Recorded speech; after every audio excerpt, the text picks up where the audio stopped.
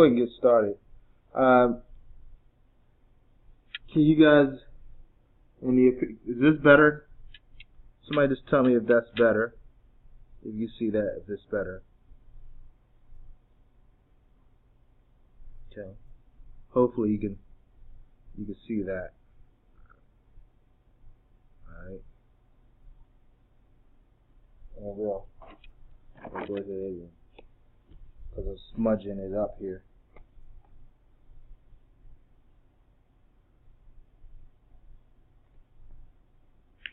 All right, so let's go ahead and get started.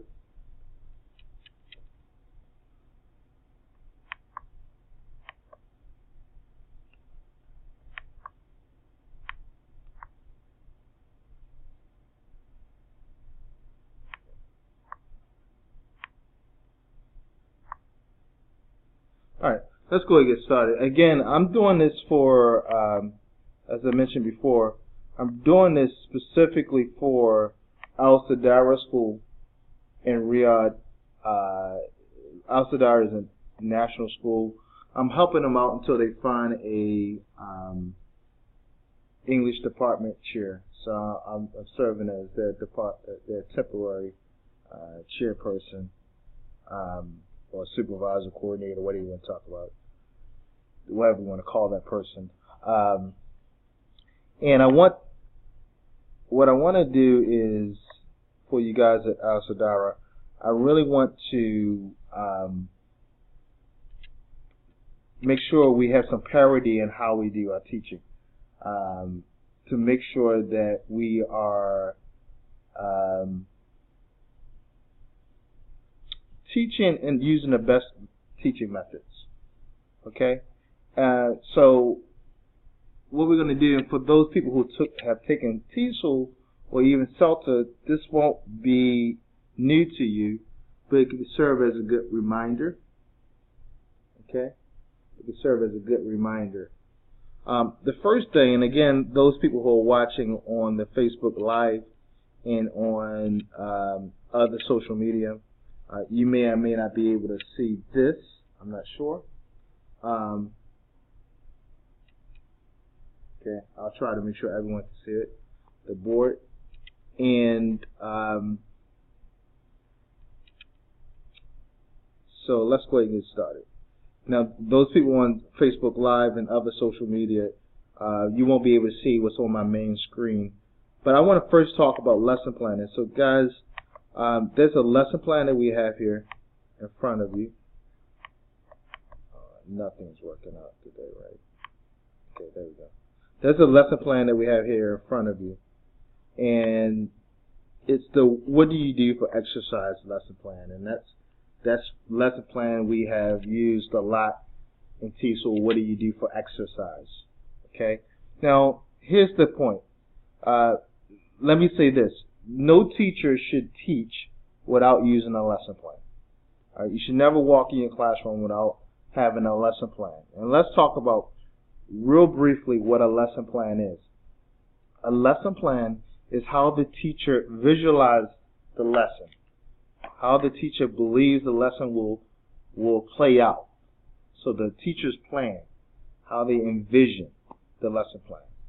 Okay? Now, there's no one particular way to write a lesson plan. However, you should plan.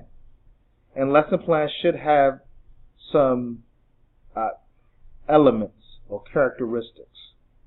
Okay? Now, every lesson plan, and again, let's really talk about again what is a lesson plan so you guys can get this. A lesson plan is how the teacher visualizes the lesson will take place. You cannot walk in a classroom and try to teach from the shoot from your hip teaching. Okay? You should never do that. Never, ever, ever, ever try to teach shoot from your hip. All right? You should always have a plan. And that plan should be relative to your curriculum that you're teaching from. You should have things like a scope and sequence. And I know every school may not have a scope and sequence, but some type of pacing plan. Some people call it a pacing plan. All right.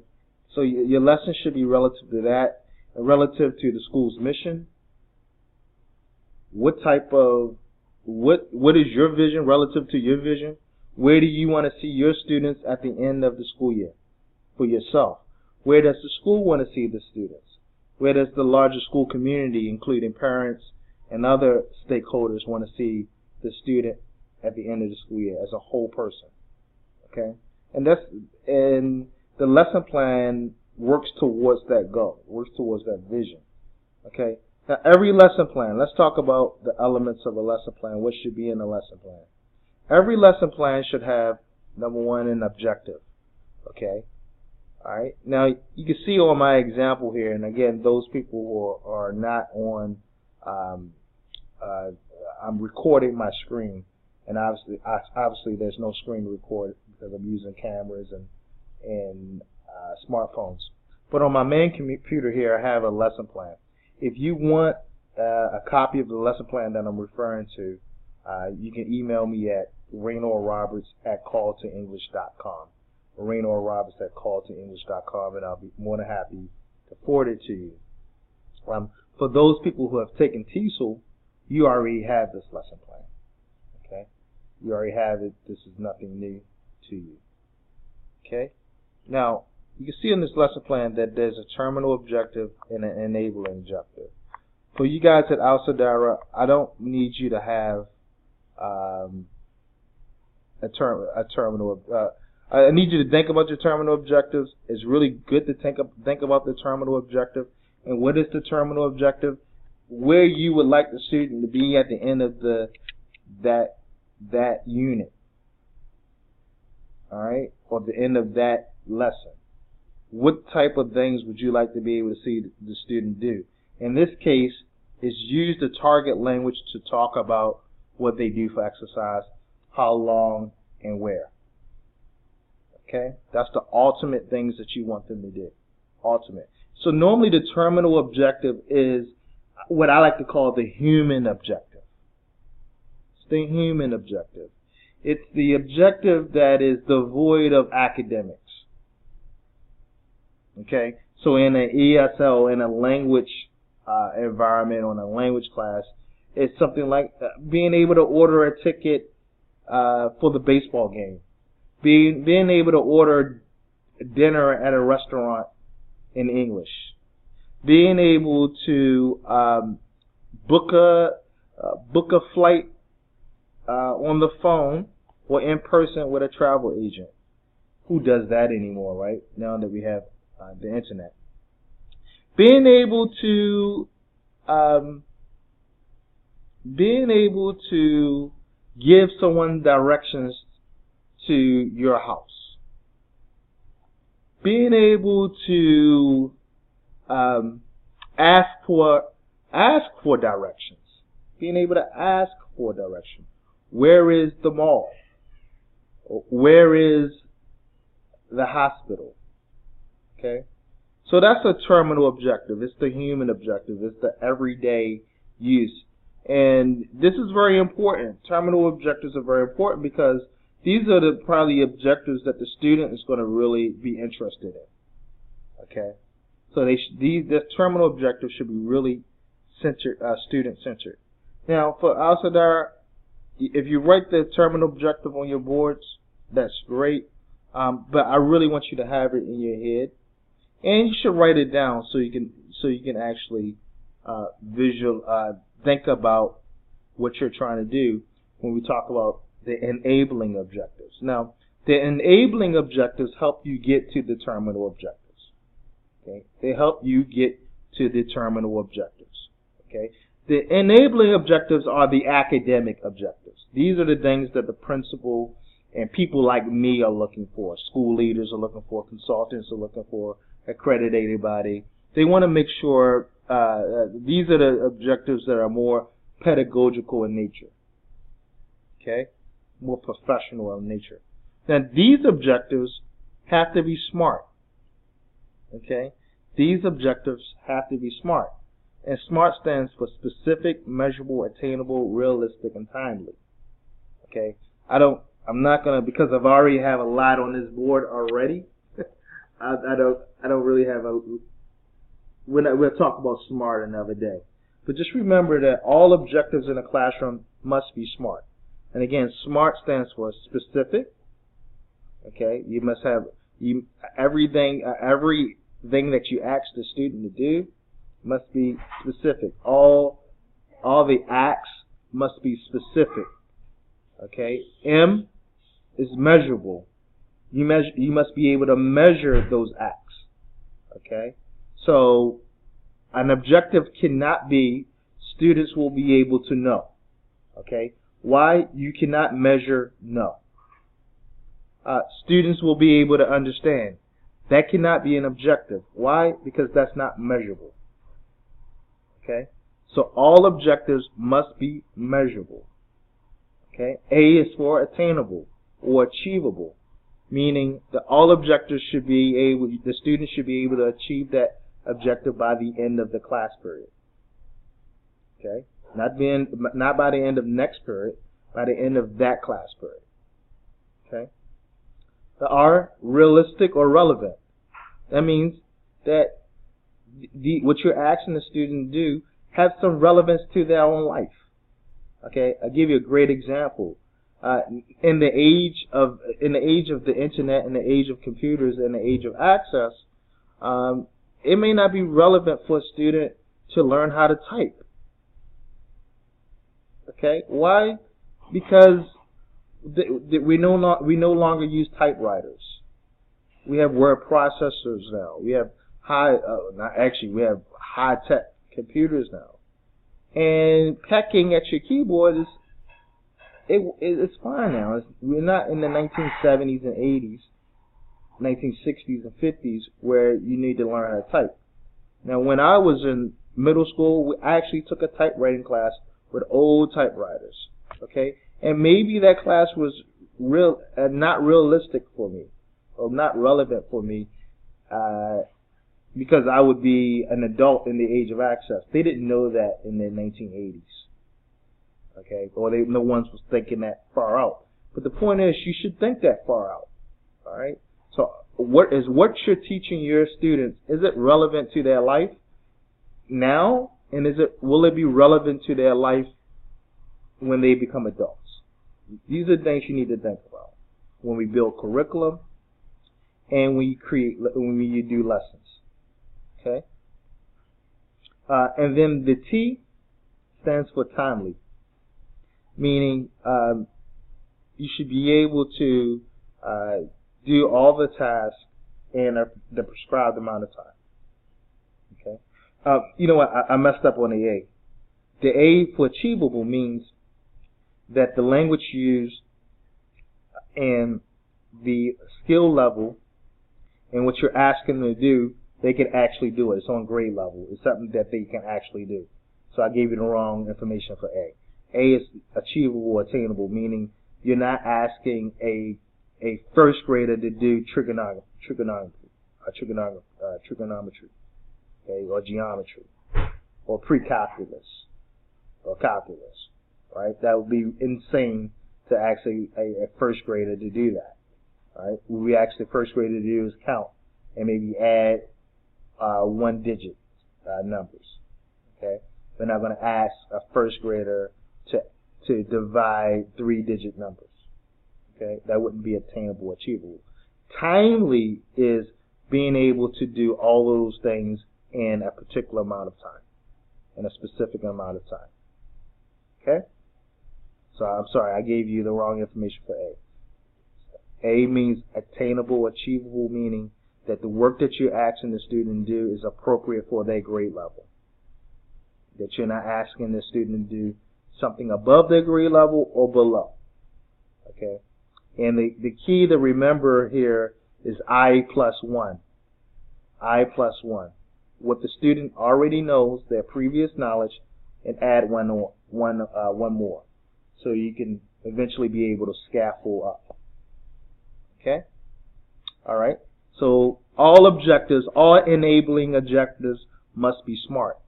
Terminal objectives do not have to be SMART. Terminal objectives, again, are those objectives what I call the human objective. Okay, you know what the student will be able to abstract from.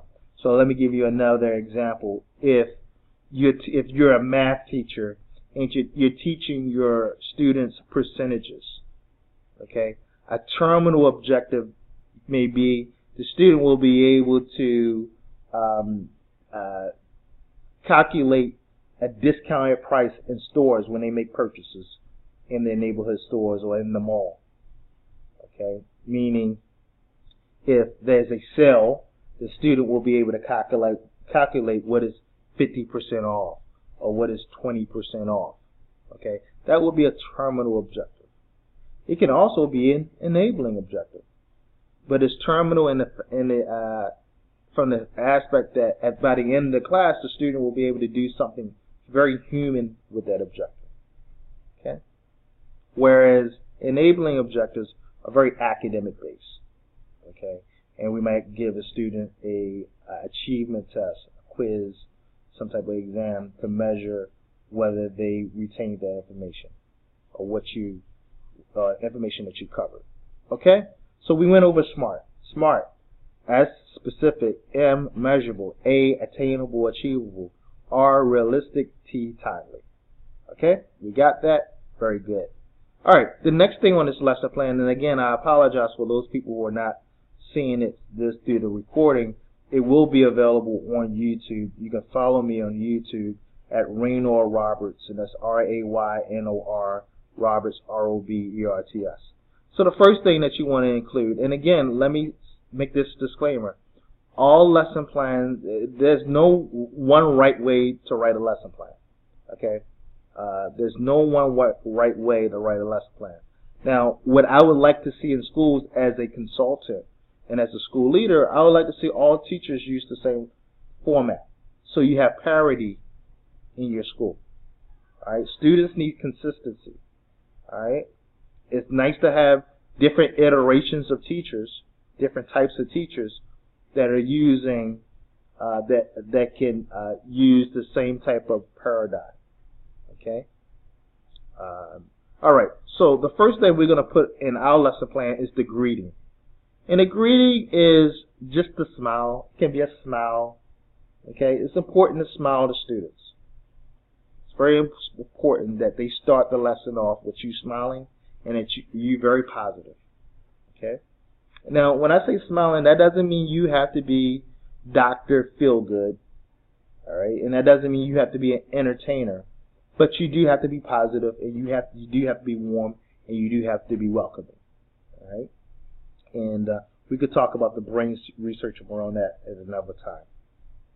So the greeting. Now, in your notice that when we talk about these different things, or these different acts that we're going to do, this is the teacher's paradigm. And again, I don't know if you guys can see that. You see, in the teacher's paradigm, or the teacher's model, we have greeting. I don't see you guys see that. In fact, let me just, for the purposes of this, let's do this. Let's do this. Okay. We have greeting. Okay. And again, the greeting is just an activity that you do, maybe asking the students, how are you today? Every day, everyone's doing fine, everyone's well. Okay. Making sure they're doing a health, mental mind check. All right. Make sure everybody's in the right mood to learn. Make sure you are in the right mood to teach and learn. Okay. Then the next act that we do as teachers in the paradigm is the warmer. Okay? Now, the warmer is important, and you cannot skip the warmer. All right? Never devalue the warmer. And what the warmer is designed to do is get the student out of survival mode, to get them focused on the lesson, all right? To prepare them to learn. All So greeting is to help them get their mind right in a positive attitude for learning. The warmer is an activity that you're going to do with the student to prepare them to learn, to get them out of survival mode. Because students are human beings. They're adults. I mean, they're not adults, but depends on what type of student you have, actually. But students are human beings. Okay? If you teach younger students, please understand that they have emotions too, that they go through things too. All right? They don't, they have different stress in their life. They have things that they think about. They may want to go home and play that video game, or they're worried about their mother who's sick. Okay? So we have to smile. Okay? And we have to give them a warmer, get them out of survival mode, prepare them for the lesson. Okay? The warmer may or may not have anything to do with the lesson. Okay? The warmer may or may not have anything to do with the lesson. Again, it could be something as simple as, how you feeling today? Asking students how they feel today. Okay? Now, something important that I want to mention here. Notice I have the word micro-teaching. You guys see that? Micro-teaching. Alright? Micro-teaching. Let's see if I get it right here. See micro-teaching? Let me get into the larger screen here. You guys see micro-teaching here. Alright? Now, one of the things that we must talk about when we talk about teaching and teaching students is that you, as a teacher, you want to reduce your teacher talk as much as you possibly can. Okay? You want to have the students talk as much as possible. You want to get the students dominating the conversation as much as possible in your classroom. So reducing teacher talk is very, very important. Okay? Students will learn more from each other than they will ever learn from you. Okay? Students will learn more from each other than they would ever learn from you. So micro-teaching allows you to get the students to talk to one another. It also allows you to model the target language that you want to use. Okay? You notice you say teacher, teacher, teacher, student, student, teacher, student, student, and then student, student, student, the class talking to each other. I saw an excellent example of this, or part of this, at Assadarah on Tuesday when I did a class spot check. Okay, when I walked into the teaching's class, he had students talking to one another, standing up, talking to one another. These are the things that make me happy when I see students talk to one another. And that may mean the class may be a little loud, but that's fine. Noisy classrooms, in my opinion, means that learning is taking place, as long as the noise is constructive noise and not chaos. Okay, chaos is chaos, but noise does not mean necessarily chaos, as long as it's very constructive. Okay. So in the warmer, in the greeting in the warmer, you can micro-teach that. How are you today? So teacher would be, I'm doing well. So you're talking to yourself. How are you today? I'm doing well. All right. Then you ask the student, how are you?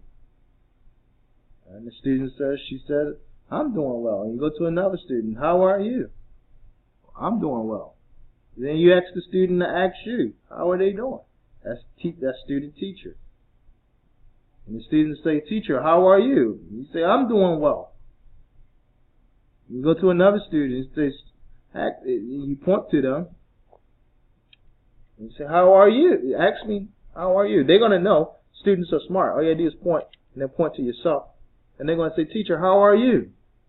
You say, well, I'm doing well. and then you point to 2 students. Okay? And they're going to know because they're smart. Your students are smart. And they'll ask each other, how are you? And then you ask them to reverse it. Right? And then you get them to stand up or in some type of organized fashion and do double lines or double circles. And you get the whole class talking to each other. Okay?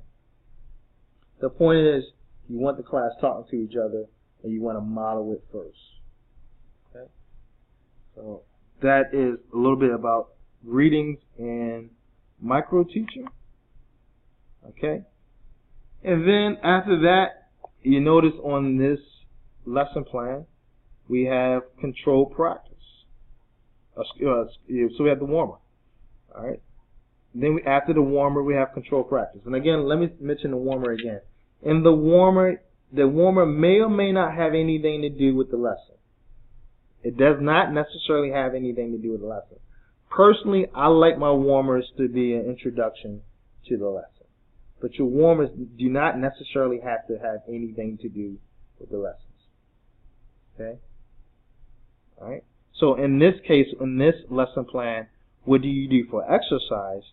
This has something to do with the lesson. It's going to segue into the next thing, which is controlled practice. Okay? Now, in the controlled practice is going to be what you call, this is where you use your target language. Okay? This is your core lesson. This is the core lesson. Right after the warmer, okay, this is your core lesson. Okay? I'm sorry, did I say control practice? I meant context and modeling. Okay? So after your warmer, you're going to have context and modeling. Okay? In the context and modeling, you never do a class without modeling for the students what your expectations are. Okay? You provide a context, and then you model the expectation for that lesson based on the objectives. Based on those SMART objectives that we talked about. Okay? Based on those SMART objectives that we talked about, you model the lesson. Okay? Or you model the target language. So if you are an English teacher and let's say you're reading Animal Farm, the story Animal Farm. Okay? Well, you're going to set context about that. Okay? You're gonna set a context. Right? So you have to pick a particular point or topic of discussion that you want to talk about in Animal Farm. So let's say it's the idea of leadership in Animal Farm, because Animal Farm talks about leadership. Okay? So you're going to model that. Right? You're going to give students examples. Now, how do you model that? You can model through pictures. You can model through video. You can model through what we call theater techniques. Okay? You can model it through many, many different ways. There's many different ways to model. And that's a whole conversation in itself. But the whole point is, anytime you teach a lesson, you should provide context for the student, and you should model it. Now, in an ESL perspective, if we were teaching English, it's quite simple. Okay, modeling would just be the target language that we want to teach that day. So in this case, based on the lesson plan that we have here, it's the target language that we want to model is, what do you do for exercise? Okay? What do you do for exercise? I run. Okay? I do aerobics. I do yoga. I play football. So that would be the target language, the core dialogue, or the core language in an ESL setting. Now, if you're a math teacher or a science teacher, you would have to figure out what that core dialogue is, or what that target point is that you want to teach. Okay? All right? And then you model it. So in the ESL setting, if you're teaching English And the core dialogue was, what do you do for exercise? So you would have it on a board, on your whiteboard. What do you do for exercise? I run. What do you do for exercise? I run. Teacher, teacher, right? What do you do for exercise? You guys see this? Right? What do you do for exercise? This is the teacher, teacher. Okay? I run. Okay? What do you do for exercise? I run. What do you do for exercise? I run. You're going to go do that. Model it for the students. And then you're going to ask another student, what do you do for exercise? And the student's going to tell you, say, I run. You go to another student. That's teacher, student. What do you do for exercise? And the student's going to say, I run. Go to another student. What do you do for exercise? All right? Then you point to the student, have them point back to you. And the student's going to ask you, what do you do for exercise? And then you're going to say, I run. That's student, teacher. And you point to another student, and you point to yourself. And the student's going to ask you, what do you do for exercise? And you're going to say, I run. Okay? That's the core language. And then after that, you're going to point to two different students. That's student, student. And one student's going to ask, the first student that you point to, going to say, what do you do for exercise? And the other student's going to say, I run. You do that a couple of times. And then you point out, however you point out, you get the students on their feet, and you get the whole class talking to one another using that core language. Okay? That's called controlled practice. Okay? So you slip right in from context to modeling to writing to controlled practice using what? Micro-teaching. Using micro-teaching. Okay? Let's see that? Using micro-teaching. Okay? Now after you do some controlled practice, and again, I'm doing this based on the ESL setting, but you can apply this teacher's paradigm to anything that you're teaching. Whether it's math, whether it's social studies, whether it's history, it doesn't matter. Anything that you're teaching, you can apply this paradigm to. Okay? So it does not just have to be ESL or teaching English. It can be math, social studies. Okay? You just have to make the paradigm work for you. Now after you do controlled practice, remember we had a set script. What was that set script? What do you do for exercise? Right, that was the set script. Then after you go through that and the whole class gets to talk to one another about what they do for exercise, okay, then you can add one more on. Okay, you can scaffold up one more. So you might go, what do you do for exercise? I run. How often do you run? 5 days a week. Okay, and then you go do it. You go do it again. Using what? Micro-teaching. So you go teach a teacher. What do you do for exercise? I run. How often do you run? 5 days a week. And you go do the whole paradigm again. Teach a teacher. Teach a student. Student teacher. Student student. Student student student. Guys, this stuff works. Micro-teaching works. Okay?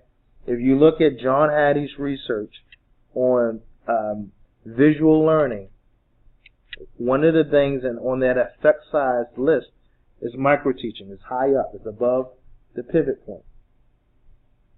Okay? I'll talk to you guys later about Hattie's research.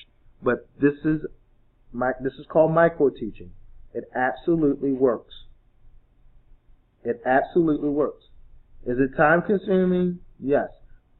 Do the students get tired of it? No. The only person who gets tired of it is the teacher.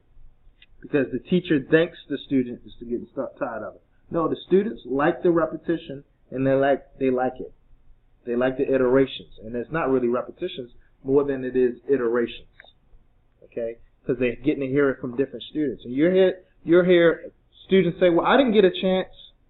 I want to do it. You didn't pick me, teacher. All right? So your biggest problem in a big classroom is getting all the students to you giving the students the chance to participate, because you do have an entire lesson to give. Okay, this stuff works, guys. You have to believe in it. Don't be a naysayer. Sometimes teachers are the biggest naysayers. This stuff works. Okay. Now, after the controlled practice, then we go into what we call vocabulary expansion. Okay. Here on this in our lesson plan, and guys from Assadarah, this is the type of lesson plan that I want you guys to use. Okay. Now, on the lesson plan, we went through 1, 2, 3, 4 acts that teachers do within the lesson plan. Now, let me stop there for a second, because and I'm specifically talking to the guys from Assadarah now. Okay, notice how this works. Now, on the lesson plan, for those guys who can't see my main computer, okay, on the lesson plan, all right, let's say this is the lesson plan here. Okay, then we have 4 boxes. The one box is time, how long it may take to do a particular activity. The other box is teacher does. The other box is student does. And the other box is the problems the student may have, or excuse me, the teacher may have with any one of those, with that particular act. Okay? So, for instance, now this is how it works on this lesson plan. Okay, on this style lesson plan. In your lesson plan, you always start with what the student does first. It's called backwards mapping. Okay? In lesson planning, you always start with what the student does first. Okay? So, for instance, when we talk about greeting, when you write your lesson plan, you're going to have greeting as the first act. You start with what the students will do. Alright, what will the students do during the greeting? The students are going to observe the teacher. They're going to watch the teacher. Okay? They're going to respond to the teacher. They're going to exchange the greetings hello, if the teacher asks them hello. Then, after you can visualize everything the students are going to do, then you write what the teacher does. So what are you going to do to get the students to do that one particular thing? Well, you're gonna greet the students. You're gonna ask the students. You're gonna say hello to the students. You're gonna ask the students their name if you don't know their names. Okay. Now, in the problems box, you're going to write any potential problem the teacher may have. Okay. Now, let me be clear on this. You're going to write potential problems the teacher may have, not the student. These things that happen in the classroom are not the student's problems. Let me say that again. The things that happen in the classroom are not the student's problems. They're the teacher's problems. Okay? If you look at your teaching or you look at things that happen in the classroom and you blame your students for it, you're gonna always have problems with your students. Alright? So, for instance, if a student's talking in class repeatedly, you say, well, Johnny's always talking in class. Johnny has a big mouth. Johnny has a problem. No, Johnny doesn't have a problem. You have the problem. You have to figure out how you're going to get Johnny to stop talking in class. And that's how you have to approach it.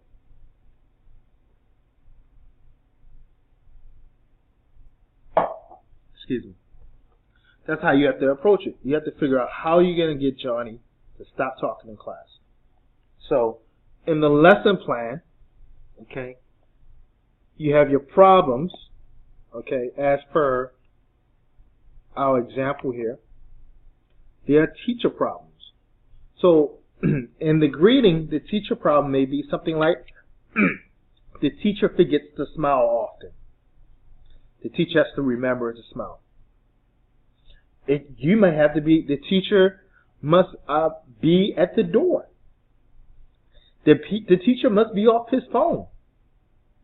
The teacher, the things that you do that may stop you from having a successful greeting. And you do that with every single thing on the paradigm here. Why? Because you have to look at it as your issue, number one. And number two, most importantly, Dr. Camara Devello says it's a post-method condition. All right? You have to think about your teaching. Okay? You have to think about your teaching. Okay? Donald Freeman says it's the teacher researcher.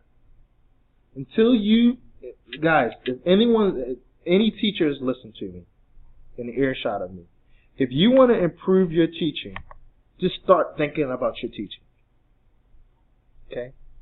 Start thinking about your teaching in a meaningful way. Start creating journals about your teaching. And don't just say, I'm going to do better next time. I'll do better tomorrow. No, that's not what I'm talking about. I'm talking about becoming a teacher researcher. Where you're journaling. You start asking yourself researchable questions. Things that you can pull data from your classroom. Okay? You have to be the teacher researcher, just like the medical practitioner, the doctor, or many doctors are not just doctors, practitioners, they're also researchers. Okay? This is how we get advancements in medical technology or medical innovation. Okay? Same thing with an engineer. Many engineers are not just bridge builders. Okay? They also research the latest and greatest technology to build bridges or build structures. Okay? Or whatever type of engineering they're involved in. And this is how we get innovation in engineering. So if we want that same innovation in teaching, in education, and pedagogy, then the teacher has to be the researcher, not the university professor who's never been in a K-12 classroom. Okay? This is about emic and not etic. Okay? Alright, so let's move on to the next act that you may find in the lesson plan. Okay? Let's move on to the next thing that you may find in the lesson plan. And that will be vocabulary expansion. So after you go over your core language, what do you do for exercise? I run. How often do you run? 5 days a week. Where do you run? On the road. What do you do for exercise? I run. How often do you run? 5 days a week. Where do you run? On the road. Okay. So after you finish your core dialogue, remember one dialogue at a time, one piece of information at a time. Okay? And you micro teach it. Teacher, teacher, teacher, student, student, teacher, student, student, student, student, student. Okay? Then you bring the students to the board. I personally like to bring the students to the board. Okay? If you can set up your classroom where they have enough space where they can sit in a community semicircle, what I call a community circle, around the board, okay, this will be good for you because it helps you with your classroom management. Okay?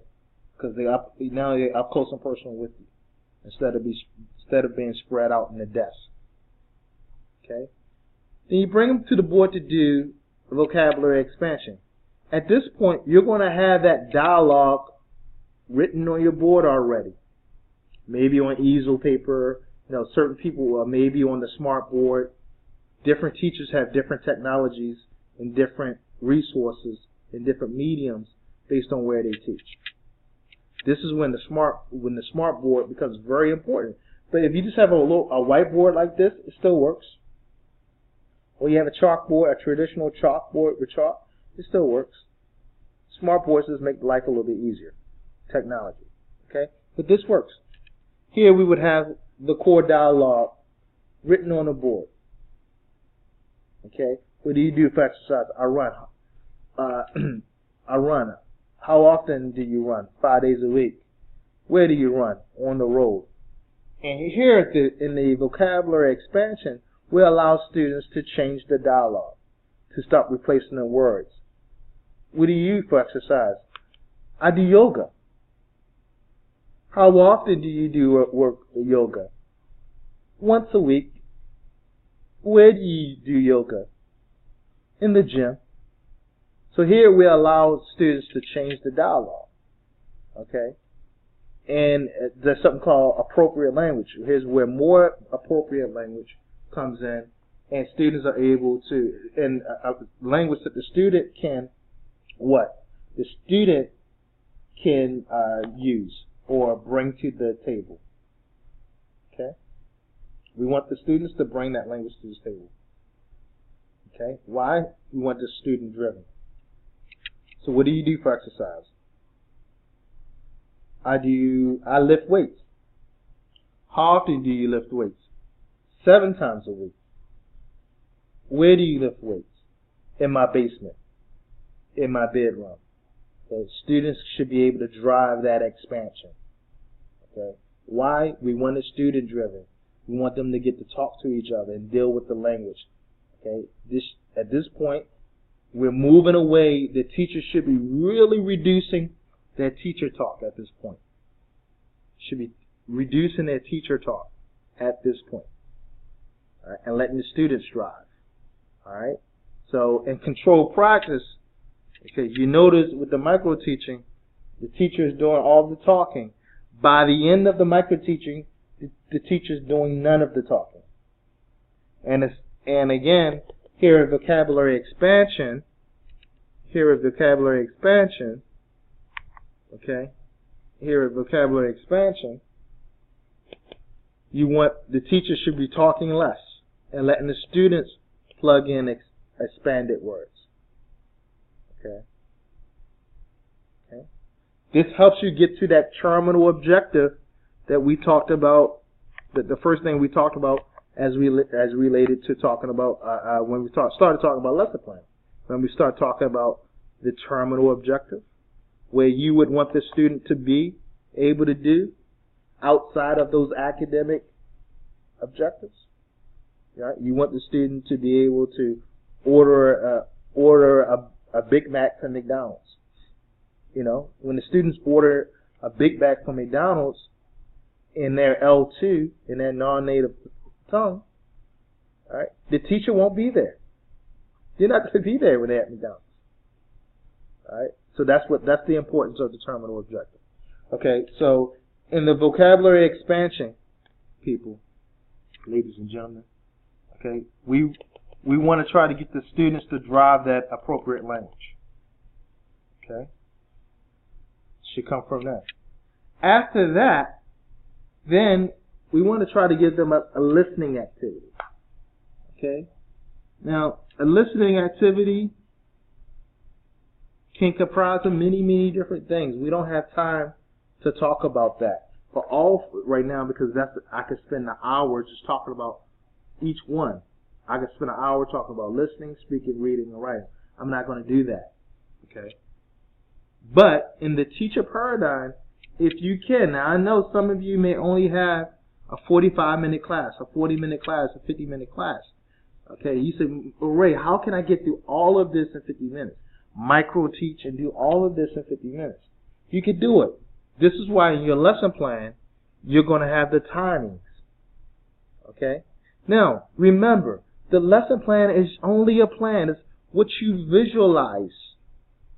Okay? If it doesn't, that doesn't mean it's not going to go, it's always going to go as planned. Excuse me. That doesn't mean it's always going to go as planned. But do your best to stay close to your timing. And the more experienced you become as a teacher, the more you can start hitting your timings well. The more you can start hitting your timings well. When you're a new teacher, you're gonna overrun your time, and you're not gonna get to your lesson. Trust me, it's not the end of the world, and your students would have learned something. But going in with a plan, with being organized. So After vocabulary expansion, you want to have, again, a listening activity. You want to have a listening activity, a speaking activity, a reading activity, and if you can, a writing activity.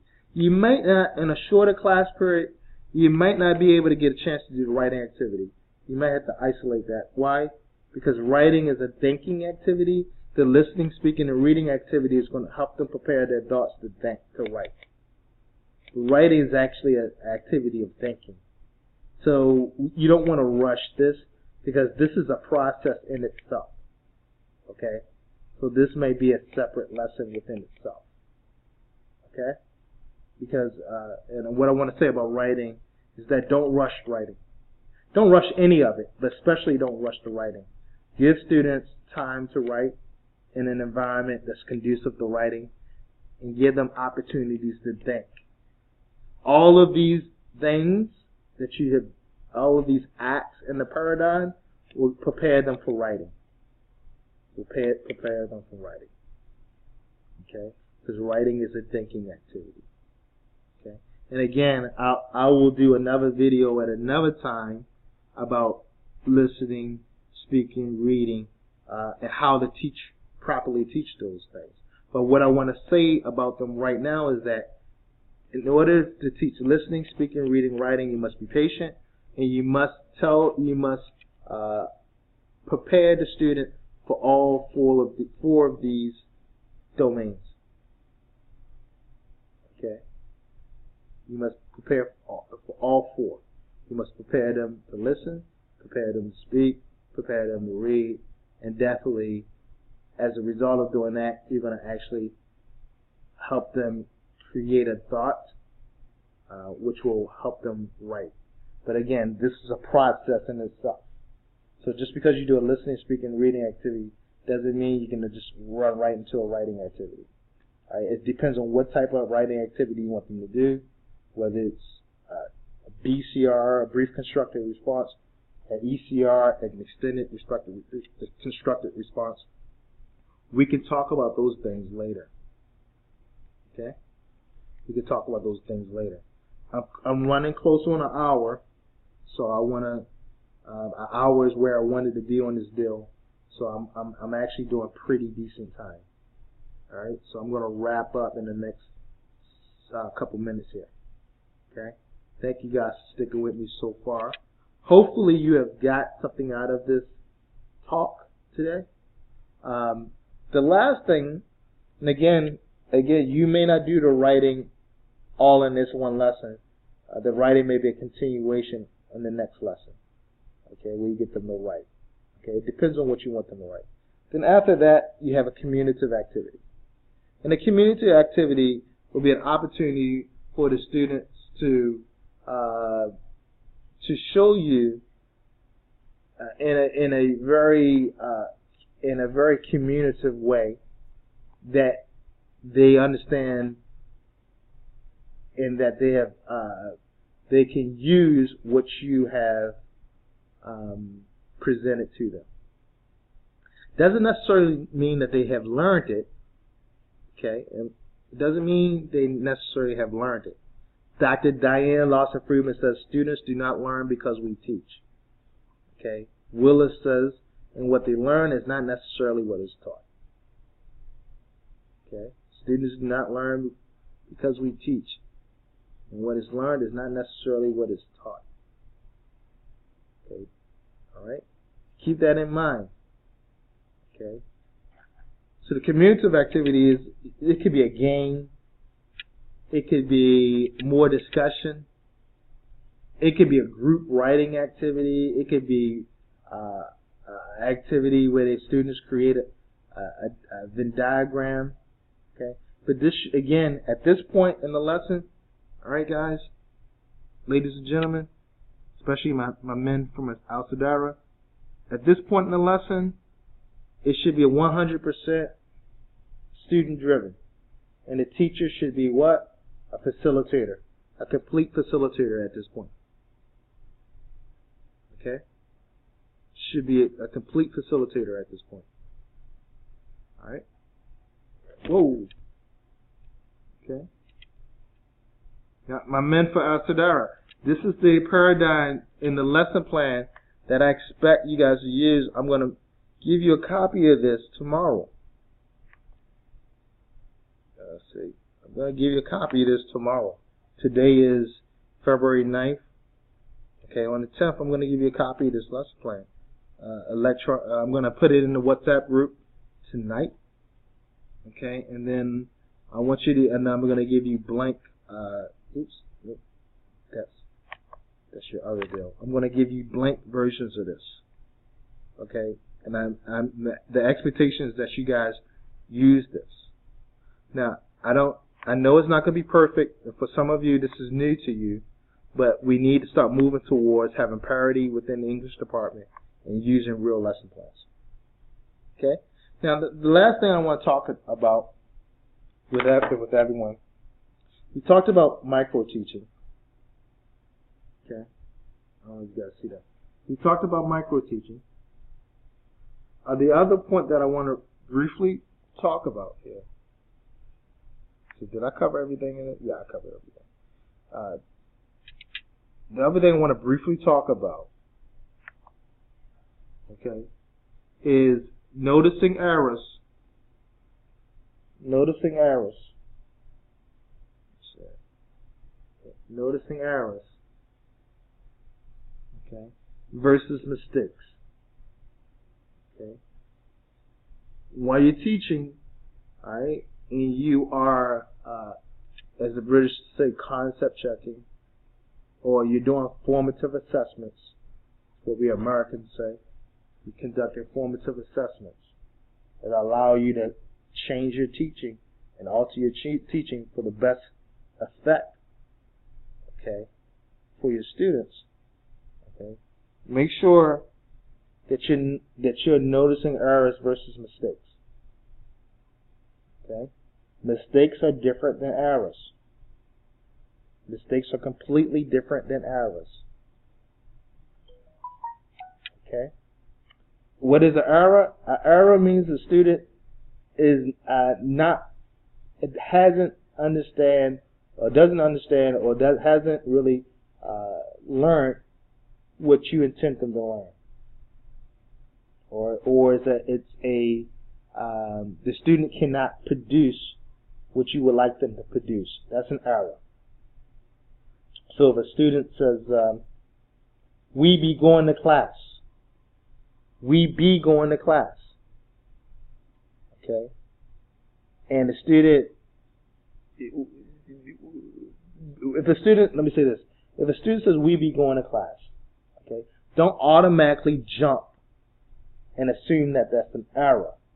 It could be a mistake. And errors and mistakes are different.